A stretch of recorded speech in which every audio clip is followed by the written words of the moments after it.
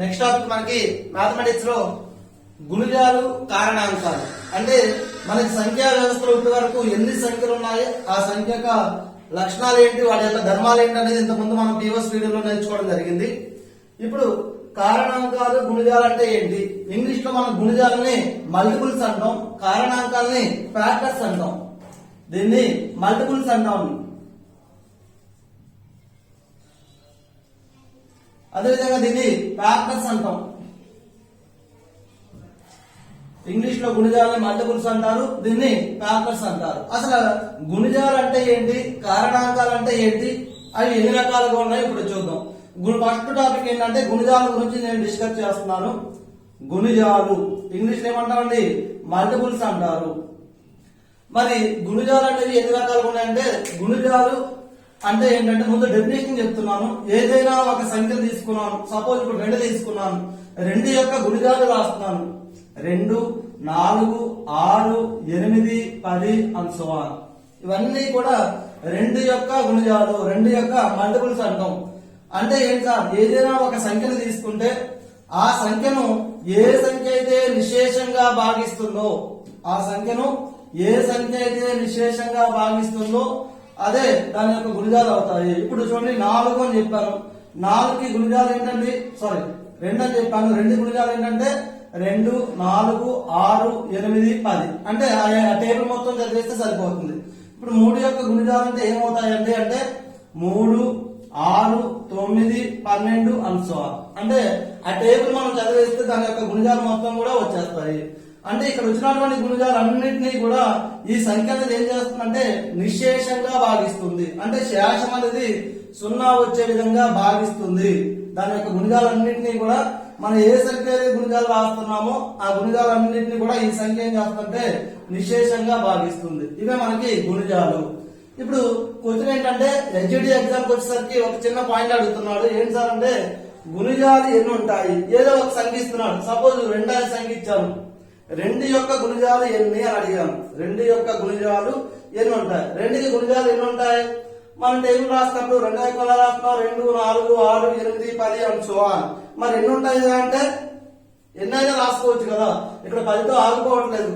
Next 12, 14, 16 and so on వస్తాయి. So ఏ సంఖ్యకైనా సరే గుణిజాలు ఏమవుతాయి అంటే అనంతం అవుతాయి. గుర్తుపెట్టుకోండి, అనంతం. గుణిజాలు అనేవి అనంతం, నెంబర్స్ వస్తాయండి, చాలా వస్తాయి, ఇన్ఫినిట్ వస్తాయి. ఇప్పుడు వేరే సంఖ్య ఇచ్చాను, సపోజ్ 100 రాశాను, 100 అనేటటువంటి సంఖ్యకు ఎన్ని గుణిజాలు ఉంటాయి, ఇది కూడా అనంతమే. 100, 200, 300, 400 అండ్ సో ఆన్. అంటే దీన్ని బట్టి మనకు ఫైనల్ డెసిషన్ ఏంటంటే ఏ సంఖ్యకైనా సరే గుణిజాలు అనంతం. ఓకే అండి, ఇక్కడతో మనకి గుణిజాల గురించి కంప్లీట్ అయిపోయింది. రెండో టాపిక్ ఏంటంటే కారణాంకాలు. Very very important topic and interesting topic also. కారణాంకాల గురించి నేర్చుకున్నాం. గుణిజాల టాపిక్ అయిపోయింది. నెక్స్ట్ కారణాంకాలు. ఇంగ్లీష్ లో దీన్ని మనం ఫ్యాక్టర్స్ అంటాం. కారణాంకాల గురించి ఎక్కువగా బిట్స్ మనకు అడగడం జరుగుతుంది. గుణిజాల గురించి ఎక్కువ అడిగేటటువంటి అవకాశం లేదు.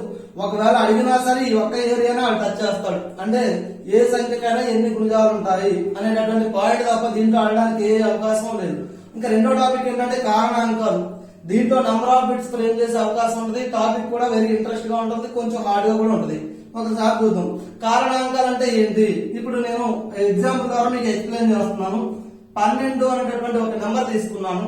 ఈ 12కి ఎన్ని కారణాంకాలు ఉంటాయో కావాలి. అంటే 12ని నిశేషంగా శేషం 0 వచ్చే విధంగా భాగించేటటువంటి సంఖ్యలన్నీ కూడా రాయాలి. ఇప్పుడు 12కి ఎన్ని కారణాంకాలు ఉంటాయో రాస్తున్నాను. 1, 2, 3, 4, 6, 12. ఇక్కడ రాసినటువంటి ఈ సంఖ్యలన్నీ కూడా 12ని నిశేషంగా భాగిస్తాయి. సో చూడండి, ఇక్కడ 1 ఎక్కువ 12తో పోతుందా, పోతుంది. ఎన్నిసార్లు? 12 సార్లు. 2 ఎక్కువ 12తో పోతుందా, పోతుంది. ఎన్నిసార్లు? 6 సార్లు. 3 ఎక్కువ పోతుందా, 4 సార్లు. ఇలా ఇక్కడ తీసుకున్నటువంటి ఏ నెంబర్లు అయినా సరే 12ని నిశేషంగా భాగిస్తాయి. అంటే తీసుకున్నటువంటి సంఖ్యలన్నీ కూడా దీన్ని ఏం చేస్తున్నాయంటే నిశేషంగా భాగిస్తున్నాయి. కాబట్టి ఇవన్నిటిని మనం ఏం చేస్తామంటే 12 యొక్క కారణాంకాల కింద తీసుకుంటాము. అంటే ఏ సంఖ్యనైతే ఈ సంఖ్యలు నిశేషంగా భాగిస్తున్నాయో ఆ సంఖ్యలన్నింటినీ కూడా దీనికి కారణాంకాలు అంటారు. ఇప్పుడు వేరే ఎగ్జాంపుల్ రాస్తున్నాను. 14 తీసుకున్నాను. 14 యొక్క కారణాంకాలు 1, 2, 7, 14. ఇలా 14లో పోయేటటువంటి ఎక్కాలన్నీ కూడా రాశాను. అంటే 14 యొక్క కారణాంకాలు ఏంటంటే 1, 2, 7, 14. అంటే ఈ సంఖ్యలన్నీ కూడా దీన్ని విశేషంగా భాగిస్తున్నాయి. ఇక్కడ మనకు ఒక పాయింట్ అర్థం అవుతుంది. అన్నిటికీ కామన్ గా వచ్చినటువంటి నంబర్స్ ఏంటో ఒకసారి అబ్జర్వ్ చేస్తున్నామండి. Very very important topic. ఇక్కడ చూడండి, 14కి కారణాంకాలు రాసినప్పుడు 1 అనేటటువంటి సంఖ్యను రాశాను, 14 అనేటటువంటి సంఖ్యను కూడా రాశాను. 12 యొక్క కారణాంకాలు రాసినప్పుడు 1 అనేటటువంటి సంఖ్యను రాశాను, 12 కూడా రాశాను. సో ఇక్కడ మనం కామన్ గా రాసినటువంటి పాయింట్ ఏంటంటే ఏ సంఖ్యకైనా సరే, అంటే 12 అయినా కావచ్చు, 14 అయినా కావచ్చు, వేరే సంఖ్య ఏది తీసుకున్నా సరే, ఏ సంఖ్యకైనా కారణాంకాలు రాసేటప్పుడు 1 మరియు దానికి అదే, 1 మరియు దానికి అదే కారణాంకాల కింద ఉంటాయి. సో ఆ పాయింట్ మనం అన్నిటికీ కామన్ గా రాయించండి. ఏ సంఖ్యకైనా 1 దానికి అదే, ఇంగ్లీష్ లో అయితే ఇట్సెల్ఫ్ అంటాం, దానికి అదే 1 మరియు దానికి అదే కారణాంకాలు కింద ఉంటాయి. అంటే ఇక్కడ మనం కామన్ గా చెప్పే పాయింట్ అంటే ఏ సంఖ్యకైనా మనం కారణాంకాలు రాసినప్పుడు ఖచ్చితంగా 2 కారణాంకాలు ఉంటాయి అనే పాయింట్ చెప్పవచ్చు. ఖచ్చితంగా 2 కారణాంకాలు ఉంటాయి, అది ఏ సంఖ్యకైనా సరే. మరి 1కి అని చెప్పేటప్పుడు 1కి కూడా 2 కారణాంకాలు ఉంటాయా? 1కి ఒక కారణాంకం మాత్రమే ఉంటుంది 1. రెండో కారణాంకం ఏం రాయాలి? దానికి అదే రాయాలి. 1కి దానికి అదే అంటే మళ్ళీ 1 వస్తుంది కదా. 1కి మాత్రం ఒక కారణాంకం వస్తుంది. మిగిలిన సంఖ్యలు అన్ని కూడా ఎన్ని కారణాంకాలు వస్తాయంటే 2 కారణాంకాలు వస్తాయి. గుర్తుపెట్టుకోండి ఈ పాయింట్. ప్రతి సంఖ్యకు మనం 2 కారణాంకాలు రాయొచ్చు, 1 మరియు దానికి అదే. కానీ 1కి మాత్రం ఒక కారణాంకమే వస్తుంది. ఇంకొక పాయింట్, జీరోకి చెప్తే మరి 0కు కారణాంకాలు ఏమైనా ఉంటాయా, 0లో పోయేటటువంటి ఎక్కాలు ఏమైనా ఉంటాయా అని అడిగితే 0 అని మాత్రం రాయద్దు. 0కి కారణాంకాలు ఉంటాయంటే 0 అనేది దాని కారణాంకం అంటే కాదనే చెప్పాలి. 0 యొక్క కారణాంకాలను అడిగితే ఒకవేళ కొంచెం నిర్వచింపబడదు అని చెప్పి తీసుకుంటామండి. 1కి కారణాంకం అయితే ఒకే ఒక కారణాంకం ఉంటుంది, అది కూడా 1. మిగిలిన సంఖ్యలు దేనికైనా సరే 2 కారణాంకాలు ఉంటాయి. ఇప్పుడు వేరే పాయింట్ ఏంటంటే క్రమ కారణాంకాలు. క్రమ కారణాంకాలు ఇది కూడా మనకి ఇంట్రెస్టింగ్ టాపిక్. క్రమ కారణాంకాలు అంటే ఏంటి? క్రమ అనగానే మనకి 2 కారణాంకాలు తీసేయాలి. ఏంటా 2 తీసేసేది? ఇప్పుడే నేను పైన డిస్కస్ చేసిన టాపిక్ ఇక్కడ వస్తుందండి కంటిన్యూస్ గా. ఏంటంటే ఏ సంఖ్యకైనా సరే 1 మరియు దానికి అదే కారణాంకాలు అని చెప్పాం కదా, ఆ 2 కారణాంకాలు తీసేయాలి. తీసేసి మిగిలిన కారణాంకాలు ఏవైతే ఉన్నాయో మొత్తం కూడా క్రమ కారణాంకాలు అవుతాయి. ఫర్ ఎగ్జాంపుల్ ఒకటి రాసి చూస్తున్నాను చూడండి. ఎగ్జాంపుల్ 12 యొక్క కారణాంకాలు రాసాం పైన. ఏంటవి? 1, 2, 3, 4, 6, 12. ఇలా 12 యొక్క కారణాంకాలు రాసే క్రమంలో 1ని అదేవిధంగా దేనికైతే తీసుకున్నాం అది ఆ 2 కారణాంకాలు తీసేసాను. ఆ 2 కారణాంకాలు తీసేసాను. అంటే ఇక్కడ ఏమి తీసానంటే 1 తీసేసాను, 12 కూడా తీసేసాను. ఇంకా మిగిలిన కారణాంకాలు ఏమొస్తాయి? 2, 3, 4, 6. ఇవి మొత్తం ఇక్కడ రాసినటువంటి 4 సంఖ్యలను ఏమంటారంటే 12 యొక్క క్రమ కారణాంకాలు అంటారు. క్లియరా? 1 మరియు దానికి అదే ఆ 2 కారణాంకాలు తీసేసి మిగిలిన కారణాంకాలు అన్నింటినీ కలిపేస్తే ఏమంటారంటే క్రమ కారణాంకాలు అంటారు. వేరే ఎగ్జాంపుల్ ఒకటి తీసుకుందాం. సపోజ్ 16 తీసుకున్నాను. 16 యొక్క కారణాంకాలు రాస్తున్నాను. 1, 2, 4, 5 పోదు 6, 7, 8, 9, 10 ఇంకేది పోదు కాబట్టి 16. ఇప్పుడు ఈ కారణాంకాలు మొత్తం రాశాను. రాసిన తర్వాత దీంట్లో ఏ నెంబర్ తీసేయాలి? 1 తీసేయాలి, 16 కూడా తీసేయాలి. ఈ 2 సంఖ్యలను తీసేసిన తర్వాత మిగిలిన ఉన్నటువంటి సంఖ్యలు అన్ని కూడా దీనికి ఏమవుతాయంటే క్రమ కారణాంకాలు అవుతాయి. ఓకే అండి, క్రమ కారణాంకాల గురించి అర్థమైంది. ఇంకొక ఎగ్జాంపుల్ క్రమ కారణాంకాల గురించి లాస్ట్ ఎగ్జాంపుల్ 15 అనేటటువంటి సంఖ్యకు నేను కారణాంకాలు రాస్తున్నాను. 1, 3, 5, 15. ఇలా మొత్తం 4 కారణాంకాలు రాస్తాను. ఈ 4 మనకి క్రమ కారణాంకాలు కావాలంటే ఏమేమి తీసేయాలి?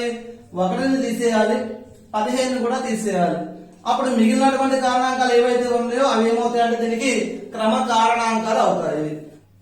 దీనికి కంటిన్యూగా మనకి క్రమ భాజకాలు. క్రమ భాజకాలు అంటే ఏంటంటే మళ్ళీ సేమ్ అదే ఎగ్జాంపుల్ 15 రాస్తున్నాను. 15 యొక్క కారణాంకాలు 1, 3, 5, 15. ఇప్పుడు మొత్తం రాసినటువంటి ఎగ్జాంపుల్స్ లో మనకి 15 మాత్రమే తీసేస్తాము. అంటే ఏ సంఖ్యకైతే మనం కారణాంకాలు రాస్తున్నామో ఆ సంఖ్యను మాత్రమే తీసేసి మిగిలిన కారణాంకాలన్నింటినీ కలిపి ఏమంటామంటే క్రమ భాజకాలు అంటాము. క్రమ భాజకాలు. క్రమ కారణాంకాలు అంటే అర్థమైంది, క్రమ భాజకాలు అంటే ఏంటో కూడా అర్థమైంది. సో క్రమ భాజకాలను ఉపయోగించి మనకి అప్లికేషన్ ఓరియంట్ లో ఒక నంబర్స్ మనకి పరిచయం చేశారు. ఏంటంటే స్నేహ సంఖ్యలు. స్నేహ సంఖ్యలు. సో పేర్లో ఉంది ఎలా ఉండాలి? స్నేహం అంటే రెండింటికి ఫ్రెండ్షిప్ ఉండాలి. ఆ ఫ్రెండ్షిప్ ఏమై ఉండాలంటే ఏవైనా 2 సంఖ్యలు తీసుకో. ఏవైనా 2 సంఖ్యలు తీసుకొని ఈ సంఖ్యల యొక్క క్రమ భాజకాల మొత్తం ఈ సంఖ్యకి సమానం అవ్వాలి. ఈ సంఖ్య యొక్క క్రమ భాజకాల మొత్తం ఈ సంఖ్యకి సమానం అవ్వాలి. అంటే ఒక ఎగ్జాంపుల్ తీసుకుంటే అర్థమవుతుంది. ఏంటా ఎగ్జాంపుల్స్ అంటే 221, 284. 2 సంఖ్యలు తీసుకున్నాను, 220, 284. ఈ సంఖ్య యొక్క క్రమ భాజకాలు మొత్తం రాస్తాం. వాటిని అన్నింటినీ యాడ్ చేస్తే అంటే ఎగ్జాంపుల్ నేను క్రమ భాజకాలు రాస్తున్నాను. 1 ఏకం పోతుంది, 2 ఏకం పోతుంది, అలా మొత్తం ఏ టేబుల్స్ అయితే పోతాయి ఆ టేబుల్స్ మొత్తం అన్ని రాస్తాం. రాసిన తర్వాత ఏం చేయాలంటే ఇవన్నిటిని యాడ్ చేయాలి. అంటే 1+, 2+ ఇక్కడ వచ్చినటువంటి ఫ్యాక్టర్స్ అన్నింటినీ యాడ్ చేస్తాం. యాడ్ చేస్తే దీనికి వచ్చినటువంటి క్రమ భాజకాల మొత్తం దేనికి సమానం అవుతుందంటే 284కి సమానం అవుతుంది. అదే విధంగా 2 యొక్క క్రమ భాజకాల మొత్తం ఏమవుతుందంటే 220కి సమానం అవుతుంది. అందుకని ఈ 2 సంఖ్యలు ఏమంటామంటే స్నేహ సంఖ్యలు. అర్థమైందండి? ఏంటంటే క్రమ భాజకాల గురించి మాట్లాడాం కాబట్టి దాని కంటిన్యూషన్ లో మనకి స్నేహ సంఖ్యల గురించి ఉంది. ఏంటి ఆ స్నేహ సంఖ్యలు అంటే దీని యొక్క క్రమ భాజకాల మొత్తం దీనికి సమానం అవ్వాలి, దీని యొక్క క్రమ భాజకాల మొత్తం దీనికి సమానం అవ్వాలి. అలా అయ్యేటటువంటి సంఖ్యలు 1000 లోపు ఉన్నటువంటి సంఖ్యలు ఈ 2 మాత్రమే ఉన్నాయండి. మనకి 1000 లోపు ఉన్నటువంటి స్నేహ సంఖ్యలు ఏంటంటే 220, 284. హెచ్డి లెవెల్ కి సరిపోద్ది అంటే 1000 లోపు. ఒకవేళ సార్ 1000 తర్వాత ఏమైనా ఉన్నాయా? 1000 తర్వాత కూడా చాలా పేర్స్ ఉన్నాయి. హెచ్డి స్టాండర్డ్ కి మనకు అవసరం లేదు. ఒకవేళ మీకు కావాలి అంటే 1184, 1210 ఈ 2 సంఖ్యలు తీసుకోవచ్చు. 1184, 1210. ఇక్కడ కూడా సేమ్ అదే కాన్సెప్ట్. దీని యొక్క క్రమ భాజకాల మొత్తం దీనికి సమానం అవుతుంది, దీని యొక్క క్రమ భాజకాల మొత్తం దీనికి సమానం అవుతుంది. ఇది మనకి స్నేహ సంఖ్యల గురించి కంటిన్యూషన్. ఎలా వస్తుందండి? క్రమ భాజకాల నుంచి మనం స్నేహ సంఖ్యలు మనం రాసాం. ఇప్పుడు కారణాంకాల గురించి, గుణిజాల గురించి, అదేవిధంగా క్రమ కారణాంకాలు, క్రమ భాజకాలు మొత్తం రాసాం, అయిపోయింది. ఇప్పుడు నెక్స్ట్ కాన్సెప్ట్ ఏంటంటే కారణాంకాలు అనేవి ఎన్ని ఉన్నాయి అని అడుగుతున్నాడు. అది ఇప్పుడు చూద్దాం.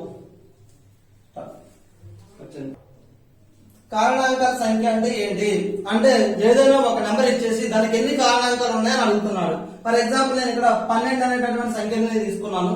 దీని యొక్క కారణాంకాలు రాస్తున్నాను. 1, 2, 3, 4, 6, 12. దీని యొక్క కారణాంకాల సంఖ్య ఎంత అంటే 12కి ఎన్ని కారణాంకాలు ఉంటాయి అని అడిగితే 1, 2, 3, 4, 5, 6 కారణాంకాలు ఉన్నాయి. 12కి 6 కారణాంకాలు ఉన్నాయి. ఒకవేళ ఇంకా పెద్ద నెంబర్ అడిగితే, చిన్న నెంబర్ అడిగేది కాబట్టి తక్కువ రాసేసాం మనం అన్ని. దీనికి ఎన్ని కారణాంకాలు ఉన్నాయో అవి మొత్తం స్పీడ్ గా రాసేస్తాం. ఇంకా పెద్ద నెంబర్ అడిగితే ఏం చేస్తాము? సపోజ్ ఇక్కడ 100 ఇచ్చాను అనుకోండి, 100 యొక్క కారణాంకాలు ఎన్ని? ఇది కూడా చిన్న సంఖ్య కాబట్టి స్పీడ్ గా రాసేస్తాం. ఏంటి? 1, 2, 4, 5, 10, నెక్స్ట్ 20, 25, 50, 100. ఇవి 100లో పోయేటటువంటి ఎక్కాలు. ఇవన్నీ కూడా దీనికి 100 యొక్క కారణాంకాలు. ఇది కూడా మనకి సింపుల్ కౌంట్ చేసేయచ్చు. 1, 2, 3, 4 ఎన్ని ఉన్నాయి మొత్తం కౌంట్ చేసి చెప్పేస్తాం ఎన్ని ఉన్నాయి అనేది. ఒకవేళ ఇంతకంటే పెద్దది ఇచ్చాడు, సపోజ్ ఏదో 256 అనేటటువంటి సంఖ్య ఇచ్చాడు, దీనికి ఎన్ని కారణాంకాలు ఉన్నాయి అన్నాడు. అప్పుడు కూడా మొత్తం రాసుకొని కూర్చుంటాం. ఏం చేస్తాం అప్పుడు అంటే మనకి ప్రధాన కారణాంకాల లబ్ధం కింద రాయాలి. ప్రైమ్ ఫ్యాక్టరైజేషన్ అంటారు ఇంగ్లీష్ లో. ప్రధాన కారణాంకాల లబ్ధం, ప్రధాన కారణాంకాల లబ్ధం, ప్రధాన కారణాంకాల లబ్ధంగా ప్రైమ్ ఫ్యాక్టరైజేషన్ అంటారు ఇంగ్లీష్ లో. అలా రాసిన తర్వాత మనం ఎన్ని కారణాంకాలు ఉన్నాయో చెప్పగలుగుతాం. ఫర్ ఎగ్జాంపుల్ నేను ఏదో ఒక సంఖ్యను ఎక్స్ అనేటటువంటి ఒక సంఖ్యను తీసుకున్నాను. ఈ ఎక్స్ అనేటటువంటి సంఖ్యను నేను ఏం చేస్తున్నా అంటే ప్రధాన కారణాంకాల లబ్ధం కింద రాయాలి. అంటే ఎలా సార్ అంటే మనం రాసేటటువంటి ఆ లబ్ధంలో అన్ని ప్రధాన సంఖ్యలే ఉండాలి, వేరే సంఖ్యలు ఏమి ఉండకూడదు. సపోజ్ చూడండి, ప్రధాన సంఖ్యలు అంటే ఏమొస్తాయి? 2, 3, 5, 7, 11, 13, 15, 17, 19, 23 and so on. ఇవన్నీ కూడా మనకి ప్రధాన సంఖ్యలే. ఈ ప్రధాన సంఖ్యల లబ్ధం మాత్రమే రావాలి. అంటే ఆ వచ్చేటటువంటి సంఖ్య ఎలా రాయాలంటే 2 square 2 cube 2 power 4 ఇలా ఉండాలి, ఇంటూ 3 square 3 power 4 3 power 6 అలా ఉండొచ్చు, లేదా 5. ఇక్కడ ఉన్నటువంటి నంబర్లు మాత్రమే రావాలి, వేరే అంకెలు అయితే రాకూడదు. అర్థమైందా? ఇది ప్రధాన కారణాంకాల లబ్ధము. అంటే ఎగ్జాంపుల్ ఏదైనా ఒకటి తీసుకుని చెప్తున్నాను చూడండి. 16 లేదా 16 3 48 కదా, 48 తీసుకున్నాను. ఈ 48 నేను ప్రధాన కారణాంకాల లబ్ధం కింద రాయాలి. ఎలా రాస్తామండి? ప్రైమ్ ఫ్యాక్టరైజేషన్ ఎలా చేస్తామంటే ప్రధాన సంఖ్యలే చూడాలి, వేరే సంఖ్య ఏది చూడకూడదు, ప్రైమ్ నెంబర్సే చూసుకోవాలి. రెండో ఏకం అవుతుంది, మొదటి ప్రధాన సంఖ్య రెండో ఏకం దీంట్లో క్యాన్సిల్ అవుతుంది. ఎన్నిసార్లు? 24 సార్లు.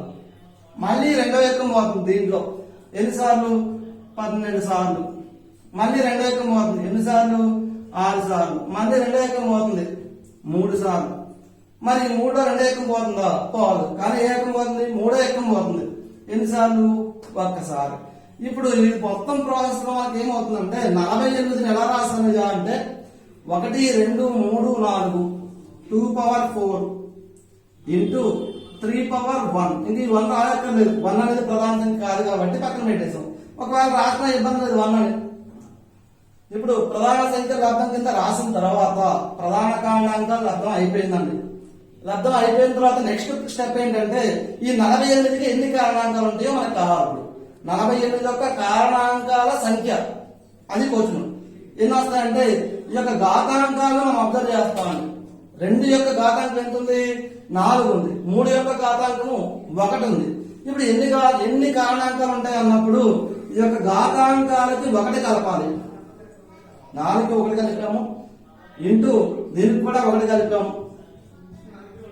ఎంత వస్తుందో చూడండి. 4 + 1 5 ఇంటూ 2 + 1 + 1 2 ఎంత అవుతుంది? 10. అంటే మీరు 48కి మీరు కారణాంకాలు కానీ రాస్తే ఎన్ని వస్తాయా అంటే 10 కారణాంకాలు వస్తాయి. వెరీ వెరీ ఇంపార్టెంట్ టాపిక్ ఇది. ఎగ్జామ్ పాయింట్ ఆఫ్ వ్యూ లో మనకి పెద్ద నెంబర్ ఇచ్చేసి దానికి ఎన్ని కారణాంకాలు ఉంటాయో అని అడుగుతున్నాడు. అప్పుడు ఏం చేయాలి? మొత్తం కారణాంకాలన్నీ రాసుకొని కూర్చున్నాం అంటే మనకు చాలా టైం వేస్ట్ అవుతుంది. 10 కారణాంకాలు మనం చెప్పాలి అంటే చాలా టైం పడుతుంది. కానీ షార్ట్ కట్ లో ఎలా చేస్తామంటే ఇది ఇలా అనమాట. ప్రధాన కారణాంకాలు లబ్ధం కింద రాసిన తర్వాత ఘాతాంకాలకు ఏం చేస్తున్నాం అంటే ఒకటొకటి కలుపుతున్నాం. వేరే ఎగ్జాంపుల్ ఇంకొకటి చూద్దాం. సెకండ్ ఎగ్జాంపుల్ ఇంకొకటి ఇస్తున్నాను. సపోజ్ ఎక్స్ అనేటటువంటి ఒక సంఖ్య తీసుకుని దాన్ని ప్రధాన కారణాంకాల లబ్ధం కింద రాసేస్తాం. ఇదిగో ఈ రకంగా ఈ ప్రాసెస్ లో రాసేస్తాను. అప్పుడు నాకు 2 cube into 3 square into 5 power 1 into 7 ఇలా వచ్చింది అనుకుందాం అండి. ప్రధాన కారణాంకాల లబ్ధం కింద రాసిన తర్వాత ఫైనల్ స్టెప్ అంటే ఇక్కడికి వచ్చేసాను, డైరెక్ట్ గా ఈ స్టెప్ దగ్గరకు వచ్చేసాను. ఇప్పుడు ఈ సంఖ్యకు ఎక్స్ అనేటటువంటి సంఖ్యకు ఎన్ని కారణాంకాలు ఉంటాయో కావాలి నాకు. అప్పుడు ఏం చేస్తాం? ఘాతాంకాలు అన్నింటికి కూడా ఏం చేయాలి? ఒక్కొక్కటి కలపాలి. చూడండి, ఇక్కడ 3కి ఏం చేయాలి? 1 కలిపితే 3 + 1 ఇంటూ 2 కూడా 1 యాడ్ చేయాలి. యాడ్ చేస్తే 2 + 1 ఇంటూ 5 పవర్ లో 1 ఉందండి, దీనికి కూడా 1 యాడ్ చేయాలి. ఇంటూ 7 పవర్ నాడు ఏమీ రాయలేదు. ఏమీ రాయకపోతే 0 మనం రాయకూడదు. ఘాతాంకంలో ఏమీ లేదంటే ఎంత ఉన్నట్టంటే 1 ఉన్నట్టు. ఆ 1 రాసినా రాయకపోయినా మనం మాత్రం 1 తీసుకుంటాం. దీనికి కూడా 1 యాడ్ చేసాం. నెక్స్ట్ చూడండి, మొత్తం యాడ్ చేస్తే ఎంత అవుతుంది? ఇది 4 3 2 2. ఈ మొత్తం మల్టిపుల్ చేస్తే 4 3 12 12 2 24 24 2 48. అంటే ఇక్కడ తీసుకున్నటువంటి x అనేటటువంటి సంఖ్యకు ఎన్ని కారణాంకాలు ఉంటాయి అని అడిగితే ఆన్సర్ ఏమవుతుంది? 48 కారణాంకాలు ఉంటాయి. అర్థమైందా ప్రాసెస్ ఇది? ఏ సంఖ్య ఇచ్చినా సరే ఎన్ని కారణాంకాలు ఉంటాయి అని అడిగితే ప్రధాన కారణాంకాలు అర్థం కింద రాయాలి ఫస్ట్ స్టెప్ లో. రెండో స్టెప్ లో ఏం చేస్తామంటే ఘాతాంకాలన్నిటికీ కూడా ఒకటి ఒకటి కూడుకుంటా వెళ్ళాలి. ఆ తర్వాత వచ్చినటువంటి అన్నింటినీ కూడా మనం లబ్ధం చేస్తే మనకి ఎన్ని కారణాంకాలు ఉన్నాయనేది ఐడియా వచ్చేస్తుంది. ఇప్పుడు వేరే ఎగ్జాంపుల్ రాద్దాం. జగన్ అనేటువంటి సంఖ్య తీసుకున్నాను. దీనికి కూడా మళ్ళీ ప్రధాన కారణాంకాలు అర్థం కిందే రాస్తాను. రాస్తే నాకు 4 × 15 × 25 × 14 వచ్చింది. ఇలా ఇచ్చేసాడు ఎగ్జామ్ పాయింటర్ తో జడ్ ఈజ్ ఈక్వల్ అని చెప్పి ఒక సంఖ్య ఇచ్చేసి ఈ సంఖ్యకు ఎన్ని కారణాంకాలు ఉంటాయి అని అడిగాడు. లేదు వాడి పైన ఏదో నెంబర్ కూడా ఇచ్చాడు, స్క్వేర్ అని, ఇక్కడ దీనికి పవర్ లో క్యూబ్ అని, ఇక్కడ ఏదో 1 అని పెట్టాడు. మన సతీష్ అని చెప్పారు కదా, ఇక్కడ ఘాతాంకాలన్నింటికి కూడా ఒకటి కలిపేస్తే సరిపోతుందని చెప్పి గబగబా స్టార్ట్ చేసి 3కి 1 కలిపితే 3 + 1 ఇంటూ 2 + 1 ఇంటూ ఏమి లేదంటే 1 పెట్టుకోమన్నారు, బాగా గుర్తుంది కాబట్టి 1 ఇంటూ 1 + 1 ఇలా కానీ చేశారంటే మీకు వచ్చినటువంటి ఆన్సర్ ఏదైతే ఉందో అది ఫస్ట్ ఆప్షన్ లో ఇస్తాడు. అంటే ఏంటి దాని మీనింగ్? మనకు ఆన్సర్ వచ్చేసిందని ఏదో ఆన్సర్ పెట్టేస్తాం, అది రాంగ్ అవుతుంది. ఎందుకని సార్ అంటే మీకు ముందే చెప్పాను, ఇచ్చినటువంటి సంఖ్యను ఏం చేయాలి? ప్రధాన కారణాంకాలను అర్థం కింద రాయాలి. మరి ఇక్కడ తీసుకున్న సంఖ్యలు అన్ని కూడా ప్రధాన సంఖ్యలేనా? కాదు. ఇక్కడ తీసుకున్న ఏ ఒక్క సంఖ్య కూడా ప్రధాన సంఖ్య కాదు. కానీ ఆయన ఏం చేస్తున్నాడంటే ఈ ప్రాసెస్ అందరికీ తెలుసు కాబట్టి నంబర్ ఇవ్వగానే మనం వెంటనే స్టార్ట్ చేసేస్తాం. అంటే క్యూబ్లు స్క్వేర్ కలపండి, మనకు వెంటనే తెలుసు ఘాతాంకాలన్నింటినీ కూడా ఒకటొకటి కలుపుకుంటా వెళ్ళిపోతే అన్నింటినీ మల్టిపుల్ చేస్తే మనకు ఆన్సర్ వచ్చేదని తెలుసు. అలా స్టార్ట్ చేసేస్తాం వెంటనే. అందుకని ఇలా ఇచ్చే అవకాశం ఉంది. ఇది కూడా మనకు చూడండి. ఫస్ట్ ఏం చేయాలంటే ఇవన్నింటినీ ప్రధాన కారణాంకాలు అర్థం కిందే రాయాలి. అంటే 2 గాని 3 గాని 5 గాని 7 గాని 11 గాని ఇలా వచ్చినటువంటి సంఖ్యలే తీసుకోవాలి ప్రధాన సంఖ్యలు. ఇప్పుడు దీన్ని ప్రధాన సంఖ్య కింద రాయడానికి అవకాశం ఉందా? ఉంది. 2 స్క్వేర్ కింద రాయొచ్చు, 4. మళ్ళీ పవర్ లో ఎంత ఉంది? 3 ఉంది.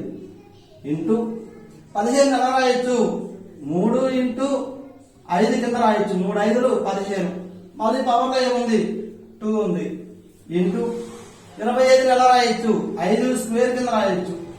ఇంటూ 14 ఎలా రాయొచ్చు? 7 2 కింద రాయొచ్చు. ఇప్పుడు తీసుకున్న సంఖ్యలు అన్ని కూడా ప్రధాన సంఖ్యలు. ఇదిగో 2 3 5 5 7 2 ఇవన్నీ కూడా ప్రధాన సంఖ్యలే. ఇప్పుడు మనం ప్రాసెస్ స్టార్ట్ చేసుకోవచ్చు. కానీ ప్రాసెస్ స్టార్ట్ చేయాలంటే ఘాతాంకాలన్నింటినీ కూడా ఒకటి కలపాలి. మరి ఇక్కడ ఘాతాంకం 3 ఉంది, ఇక్కడ 2 ఉంది, ఇక్కడ 2 ఉంది, ఇక్కడ 1 ఉంది. ఘాతాంకాలన్నీ కూడా సరిగ్గా లేవు. మనం నీట్ గా ఫస్ట్ అరేంజ్ చేయాలి. ఇప్పుడు 2 గురించి మాట్లాడుతున్నాను. ఇక్కడ ఘాతాంకాలన్నింటినీ ఏం చేస్తాం? మల్టిపుల్ చేస్తాం కదా. ఇక్కడ ఈ రెండింటిని ఏ ఫార్ములా?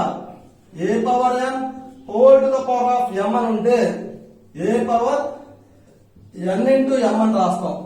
ఆ ఫార్ములా ప్రకారం ఏమవుతుందంటే ఈ రెండింటిని మల్టిపుల్ చేస్తాం. అంటే 2 to the power of 2 × 3 6 into ఇక్కడ ఈ స్క్వేర్ రెండింటికి ఇచ్చేస్తే 3 స్క్వేర్ ఇంటూ 5 స్క్వేర్ ఇంటూ మళ్ళీ 5 స్క్వేర్ ఇంటూ 7 × 2. ఇప్పుడు చక్కగా నీట్ గా అరేంజ్ చేసేయండి. ఇక్కడ 2 పవర్ 6 మొత్తం 2 అనేది 6 ఉన్నాయి.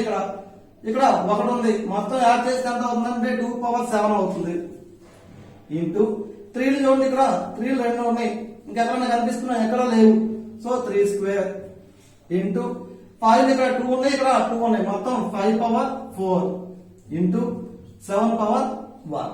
ఇప్పుడు మొత్తం అన్ని కూడా మనకి ఈ స్టెప్ లో ఏం కనబడుతున్నాయి అంటే అన్ని కూడా ప్రధాన సంఖ్యలే. అవి కూడా ఘాతాంకాలు అనేవి సింగిల్ డిజిట్స్ కలిగి ఉన్నాయి.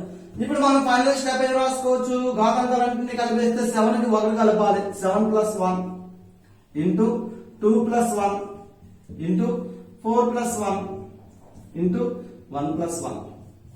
సో చూడండి, ఇంకేమో లాస్ట్ స్టెప్ ఫైనల్ స్టెప్. ఈ రెండింటిని యాడ్ చేస్తే 8 ఇంటూ 3 ఇంటూ 5 ఇంటూ 2. ఈ రెండింటిని మల్టిపుల్ చేస్తే 10. ఈ రెండింటిని మల్టిపుల్ చేస్తే 8 3 24. సో 24 × 10 240.